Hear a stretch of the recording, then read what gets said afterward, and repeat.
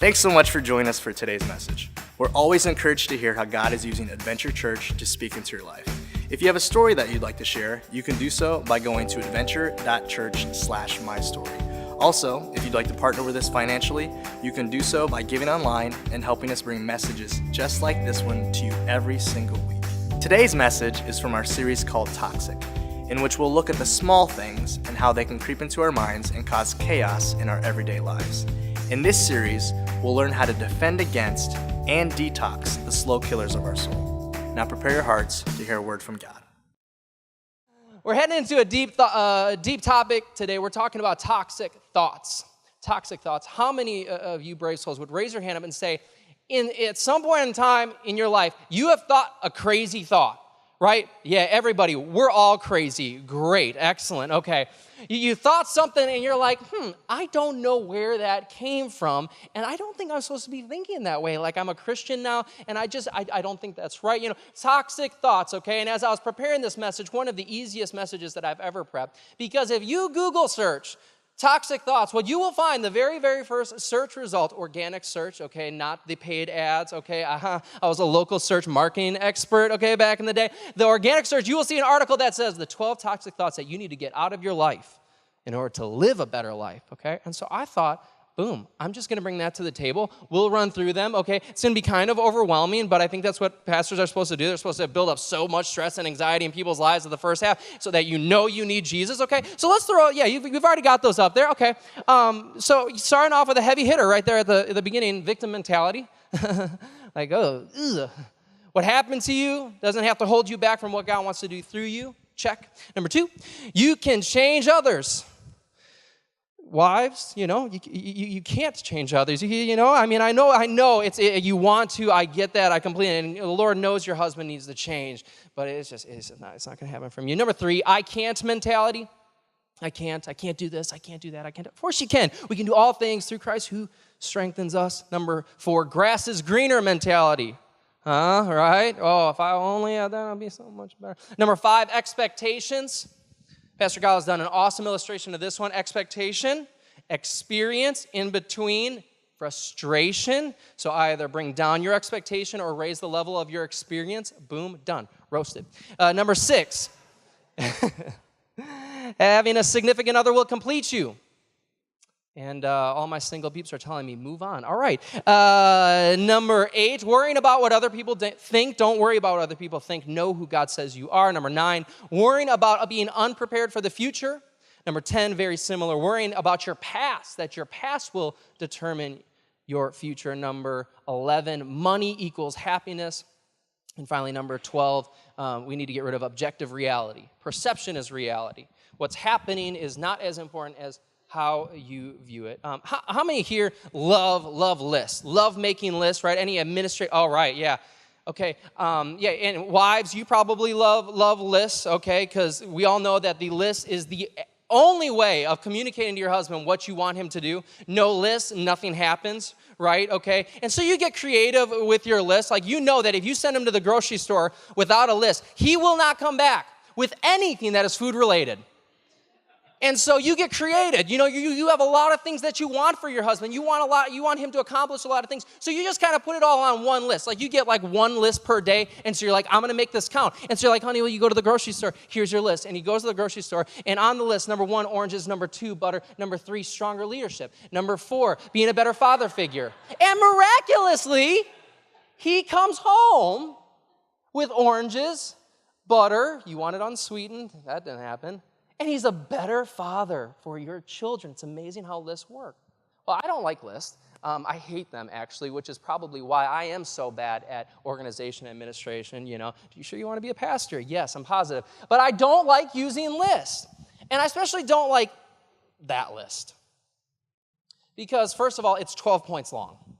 And as a pastor, you know that you don't bring any more than 3 to 4 points to the table, right, when you're preaching, okay? And even that 4th one is like a bonus. Like, there is no expectation that you're listening at that point in time. That's mostly just so the preacher can hear his own voice, okay? Let alone 12 points. And as I'm looking at that list, though, I do find some comfort. I do find some encouragement, because I'm like, you know what? I'm not that bad at all of those. Like I'm, 3, 5, 8, 9, 10, 11. Like those aren't too bad. I kind of feel like I've got some strength in those areas. Those seem pretty good. I'm really strong in those as long as I don't try to work on 1, 2, 4, 6, 7, and 12. Like I'm really like I don't have a problem with that as long as I don't try to fix something that I do have an issue with. Parents, this is like, getting your 3-year-old ready for school. They don't go to school at 3. I'm not a parent, so I don't know what I'm talking about. Yank this guy. All right. Who asked him to preach? And we're paying him. No, but it's like changing your 3-year-old, right? You get the shirt on, the pants on, you go for the shoes, you're losing the shirt, right? For those of us who have not yet made the mistake of having kids, I'm just kidding. For those of you, I joke about this all the time, but you watch. I'm going to have like 6 to 8 kids, okay? And for those of you who know my girlfriend, you are laughing at her right now. Hope we still get to go out to lunch. No. For those of us who don't have kids, maybe this reminds you of a little game that you used to play at the arcade called Whack-A-Mole. Whack-A-Mole. You know this game? I used to play this at the arcade. I don't play it at the arcade. You don't go, like, when you're 28 years old, like, you're not allowed to go to the arcade by yourself on Saturdays. That just looks weird. Like, what'd you do? I went to the arcade by yourself. Yeah, I think that's illegal. Like, I don't think that's, that's just strange. But I used to play this game called Whack-A-Mole, and Whack-A-Mole is this awesome illustration that no matter how hard you hit and no matter how fast you are, there are always going to be problems. Right? Like, you can go and brag and say, I scored, 100,023, points on Whack-A-Mole, but there were still moles coming out of the machine when you got done. there were still problems, and that's how I feel about my toxic thoughts a lot of times. Where I go and I've got my hammer, right? Don't play Whack-A-Mole with this. You will get kicked out because you will break the machine. This is a 16-ounce hammer. News to me, I guess I'm not like a construction guy, that they weight the hammers, right? I guess so that you can have more force coming down. And I've also left the stickers on it. Because like kids, like you buy hats and you leave the stickers on, like that, is that still cool? And so I left the stickers on my hammer, okay? But with my toxic thoughts, I grab my hammer and it's like, okay, I can deal with this stuff. That victim mentality, what someone did to me is not going to deter me what God wants to do through me. And so bam, wow.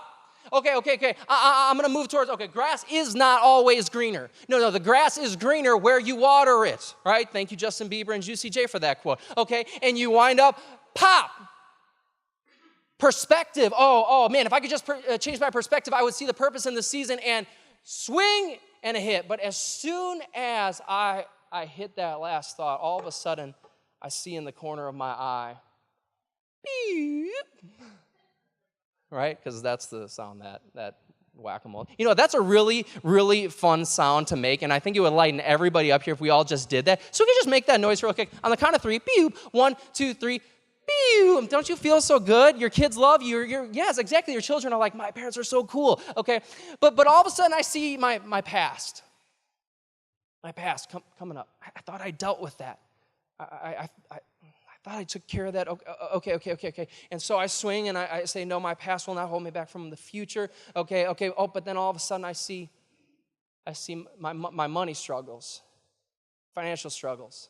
Okay, no. Money can't buy me happiness. I know it can buy me a boat and it can buy me a truck to pull it, but sorry, my unchurched friends listen to secular music, okay? And I begin to swing away. No, I can do this. Significant other, God, this one's your fault on those thoughts, right? If you would have just given me a wife, we would have dealt with this a long time ago, right? Oh, God, and I'm just swinging and it's this exhausting game until all of a sudden, boom, game over, And you got a high score and you did a really, really good job, right? Check on my report card, right? But there's still a problem. There's still problems all around. And so this is what we do. This is what we do. We just simply get a bigger hammer. And yes, this is a Thor hammer. No, I did not own it before yesterday, okay? I purchased this solely for my illustration, okay? I don't just have Thor, hammers, lying around for my self-esteem, right? Like where it's just like, I feel like I can't do it today. I can, all right, let's do this, okay? No, we get a bigger hammer. We get a bigger hammer by going to church. We develop a bigger hammer by going to life group. That's good. That's what Christians do. They go to life group. And then you start tithing. That's going to fix everything, right? Yeah, this will fix all the madness inside my head. And we develop a bigger and better life and behavior in order to fix all this stuff that's going on in our heads, the toxic thoughts, the worry, the stress, the fear, the lust. Yeah, if I just live better, but then what happens is, you might make contact with all of those thoughts. But what you find is that as soon as you hit them down to the ground, they grow fangs. And they begin to latch themselves onto your ankle like did I say ankle? Yeah, ankle, like my uncle's dog did to me all the time. Little Tofu just was always nipping at my ankles. And the problem is no longer in front of you. It's not blocking your path, but it's making life so miserable that you begin to wonder, this is the Christian life, right? We talk a ton about it. It's our vision statement. Like, we want to help people discover the life that they can have in Jesus Christ. And you're like, so this is life now. This is the abundant life where I'm just constantly struggling and every step forward takes more work than the last. This is, great. I like this. And it wears us down to the point where we start to say things like, I don't remember having these problems before I met Jesus. Anyone else real with me on that one, right? I don't remember dealing with this type of madness before I decided to turn my life over to God. And it makes you wonder, man, is this really worth it? Because maybe it would just be better to just not try at all. And that is not what I want to propose today, okay? That is not the end of the sermon.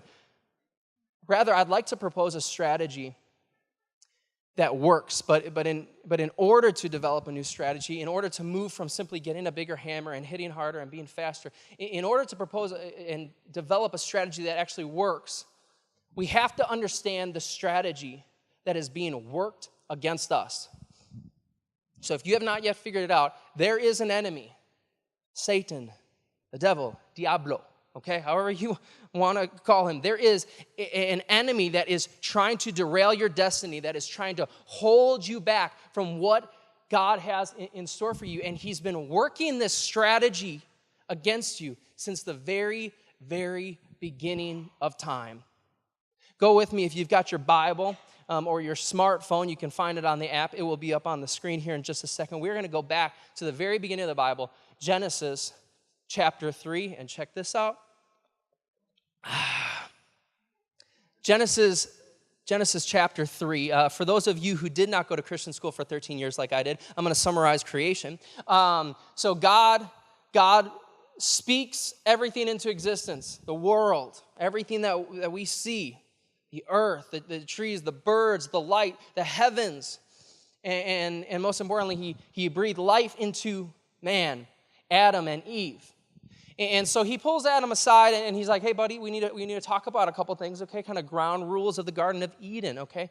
We got a good life here. This is amazing, is it not? And Adam's like, I love this. Yes, who is that? I like her, okay? And he begins to walk him around the garden. I imagine he's like, hey, you can eat from whatever you want here. Anything. It's so good. It's so delicious. There is so much here for you, okay? Except, hey, buddy, here, because he's a man and he's already losing his focus. He's like, buddy, I know, we'll talk about her in a second. Right here, okay? Except for that tree that's right in the middle of the garden.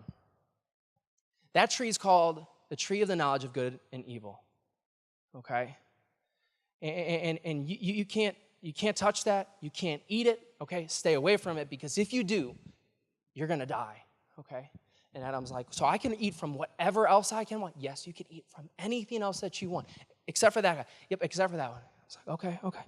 So can I eat from that tree over there? Yeah, no, you can definitely can. You can eat from that one, okay? Just not the one in the middle. Okay, What about that? Listen, Adam, just the one that's right in the middle of the garden, all right? Okay. All right, stay away from it, okay? And everything's great, Him and Eve are just completely free, completely naked. And it's cool, and it's okay, because that's how he God created them. Okay, guys, toxic thoughts, get those out, okay? And everything's great until chapter 3 comes around. And the Bible says that this snake, this serpent, which the Bible describes as the shrewdest animal, Satan embodied into a snake, comes up to Eve and begins to chat with her. In verse 1, chapter 3, verse 1, and he gets right to the point, and he looks at her and he said, did God really say you must not eat the fruit from any of the trees in the garden? Notice how he puts that. Did God really say you couldn't eat from anything in here? Well, that's a shame. We've got some pretty nice produce. It's crazy why we would do that. You would create it, and then you want to give it. And notice the punctuation on this sentence is a question mark. A question mark, indicating an invitation to converse. Men, when your wife rounds a statement, up, hey, can you do this for me? That's a question mark, which means you better say something, and the answer is always yes, okay? And so he's trying to engage her in conversation, and spoiler alert, there are some conversations that we're just never meant to get into. Like there are actually conversations where our best interest is just to stay away from it. I'm talking to Facebookers. I'm talking about like where there's conversations going on and you want to know what? It's actually not going to do anyone any good to get into it and share your thoughts, okay? But Eve, she likes to chat, and so she looks at the serpent and she says, well, of course we may eat from fruit of the trees in the garden. She replied, it's only from the tree in the middle of the garden, she points to it, that we're not allowed to eat. God said that you must not eat it or even touch it. If you do, you will die. And at this point, we're giving her like a golf clap, right? Right? Like, good job. Yeah, that's what we do. Like when the liar comes up here and starts talking trash about our God, what do? We hang on what God said, and we quote it right in his face. And you tell him, no, this is what God said, and we're not supposed to eat from that one, okay? And that's so good. That's such, like, she is casting an awesome just manual for us when it faces stuff like that, except for the fact that she doesn't leave the conversation at that point. She stayed. She remained there. And the serpent looks at her and says, no, you will not die. Which is to say, God is a liar. You're not going to die. I know that's what God said. No, that's not. God knows that your eyes will be opened as soon as you eat it, and you will be just like him, and he doesn't want that. He is a selfish God. He is so proud. He does not want you to be like him. And he knows that if you eat that, you'll be just like him, and you'll know both good and evil. And here we see that a simple question regarding the details of what God said transforms into this blatant speculation about who God is. And Eve is done for. Verse 6, the woman was convinced.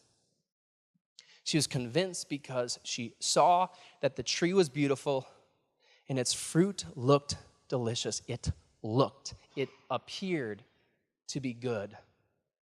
And she wanted the wisdom that it would give her. A couple things that we've got to point out here in this story that will help us get a better grip on the strategy that's being worked against us is number one here, is that the serpent did not plant the tree. The serpent did not put that tree in the garden. Do you know who did? God did. Which brings up kind of a startling question about our God. Like, why would God put a potential problem in the middle of the garden? Why would he create an option for us to sin and fail? I don't know about that one, God. You might have wanted to look at the blueprints. That one might not have been on there when you built the Garden of Eden. Why would he create an option? And the answer is this, is because more than anything, God wanted and he still wants genuine and real relationship with you and me. That's why he created us. Unlike any of the other creation that brought him glory, we were the one piece of his creation that he wanted to relate to. And you can't have relationship unless there are other options. Then it's not relationship anymore. That's called a robot.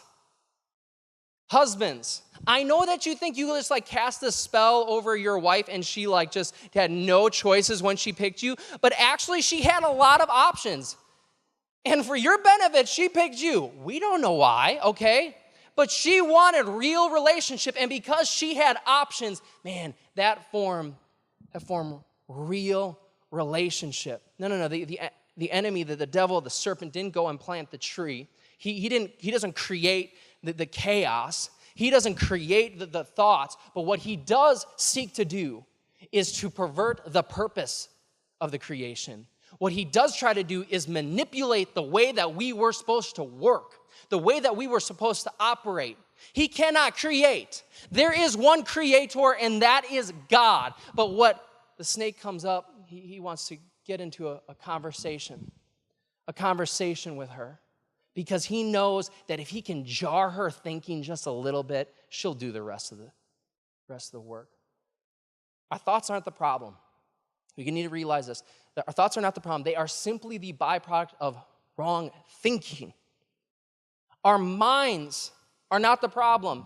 And many times I'm like, I think you messed up here. Like, this old guy doesn't work that well. I think I fell off the conveyor belt up in heaven when you were making me, because something's loose up here. This isn't right. You made me this way. But the Bible says, no. You were fearfully and wonderfully made. But if you're like me, I am okay with accepting the former while rejecting the latter. And I would say, I don't know about the wonderful part, but I can definitely agree with the fearful part. Because there's a lot of fearfulness running around up here. But no, the problem is not with our mind. The problem is with our mindset. The enemy knows that if he can come and just jar that, it'll open the doors. It'll open the doors. I want to reframe what a toxic thought is. We can't put them all up on the list. That would be really good. I know, for those of you who love lists, we can't put up a big, long list of all these toxic thoughts and just say, hey, stay away, No, it's not that easy, unfortunately. But I think this will help us nonetheless, is that I believe that a toxic thought is simply a thought that goes untamed. A thought that goes untamed. The enemy's strategy is to come and get us into a conversation in order to loosen our thinking, in order to make us start considering what God said, in order to get us to contemplate who God really is. And as we contemplate, we subconsciously begin to unbridle our brains. And we begin to wander.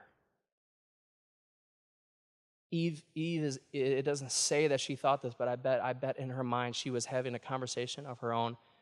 Man, why did God say that?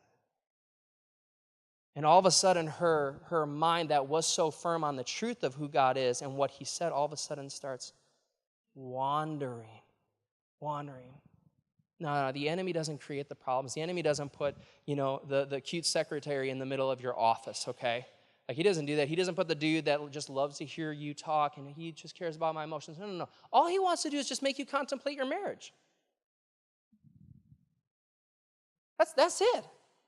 If he can just get your mind to wander, you'll do the rest.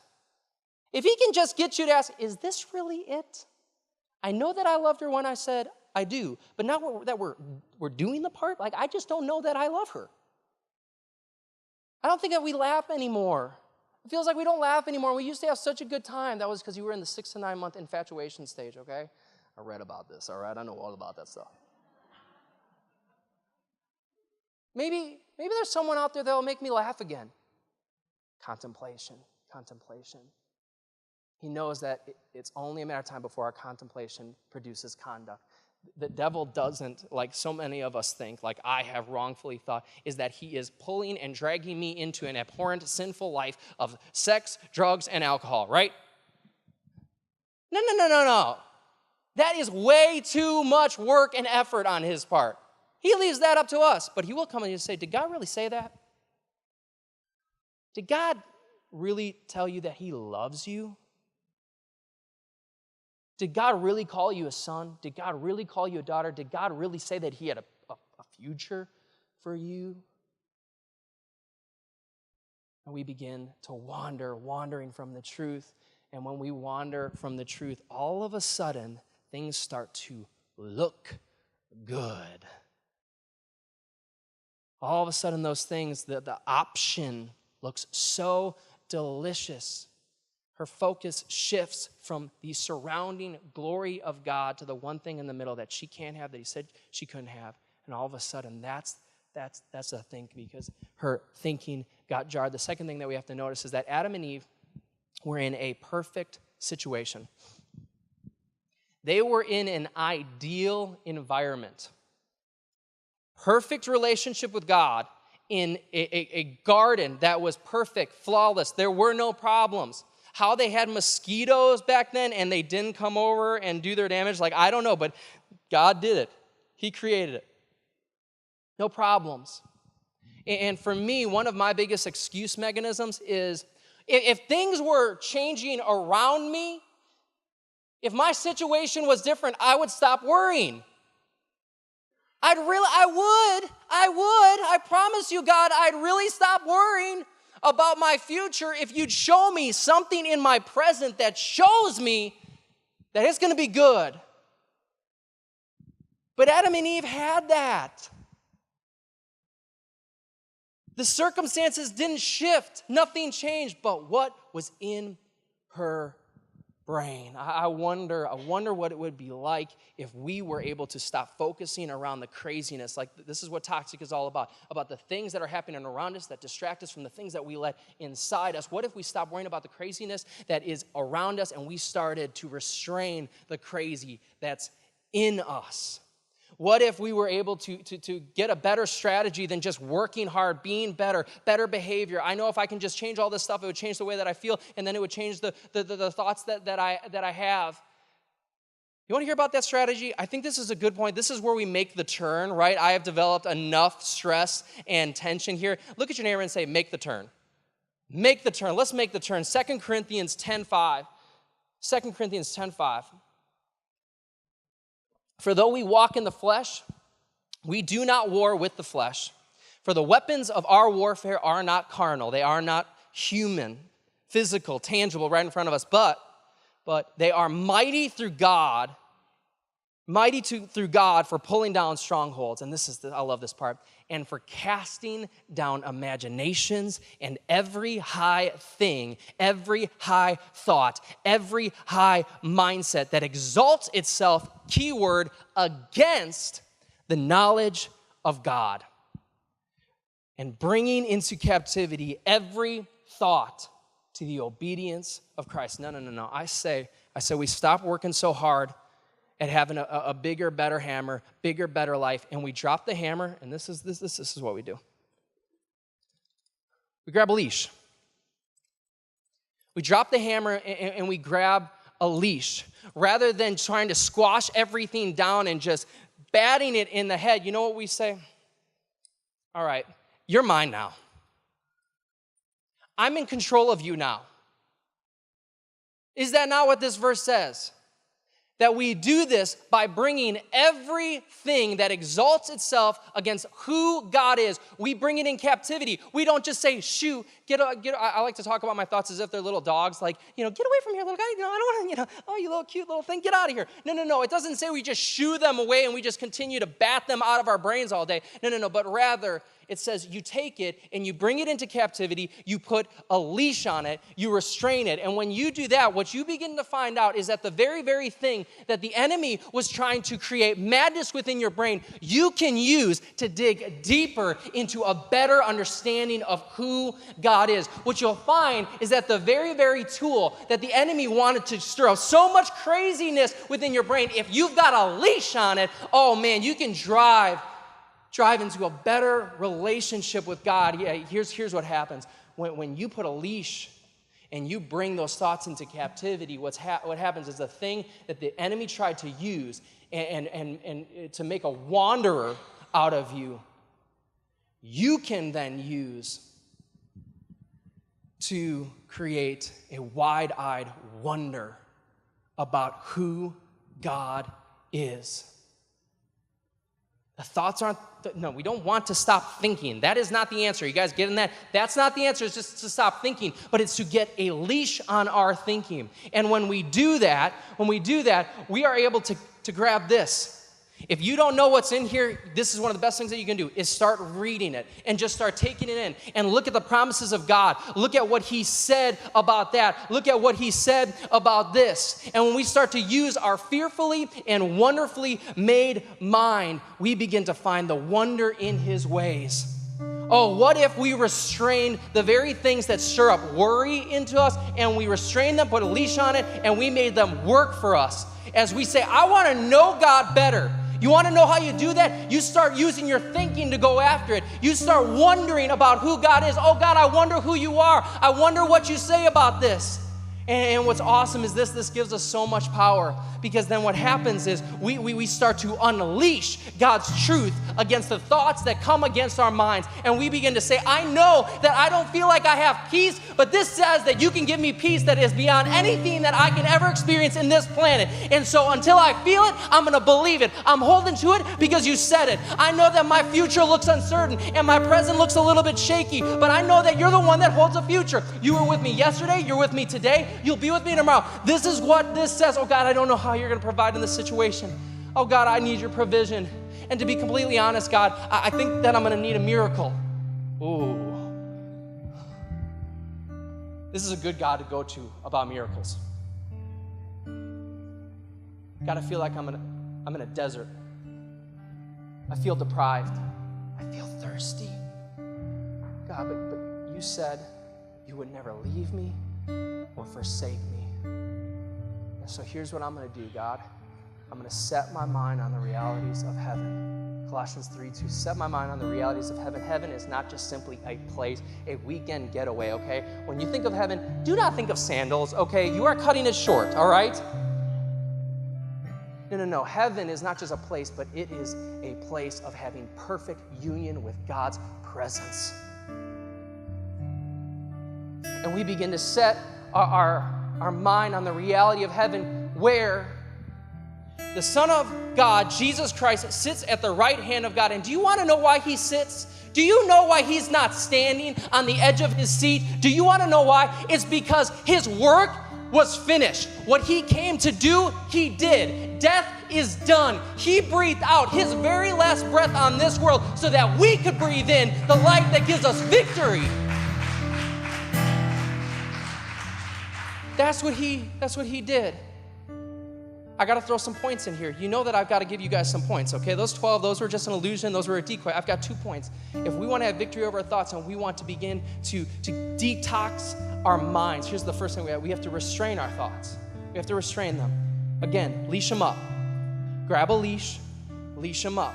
When those thoughts come into your brain during the week, and it's just like, whoa, I don't know where that came from. I don't like that. And no, don't shoo it away. Don't shoot away, because you know what happens when we do that? It comes back with 10 of its friends. You pause. You hit pause right in that moment, and you say, where did this come from? I love how Paul describes it. He says we bring them in captivity, like a prisoner of war, and we begin to question and say, who are you? You're not from here. Who are you? Where are you going? We begin to restrain it. And if we can restrain it, number 2, we can train it.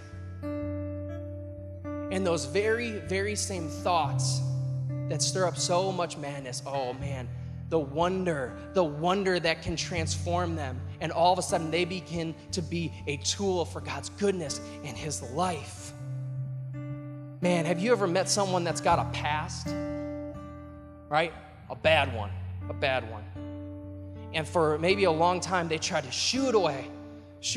But remember what it was like when they took hold of it and they realized that my past, all the things that I did has a purpose to show that God still saves, to show that God still changed, and he alters us and he transforms us. Yeah, I've got a past, and you want to know what? I hold it up like this. Because when I hold it up and I bring it into view and I've got a leash on it, you know what happens is people look at you and say, really? That was you? Yeah. That was me. What happened?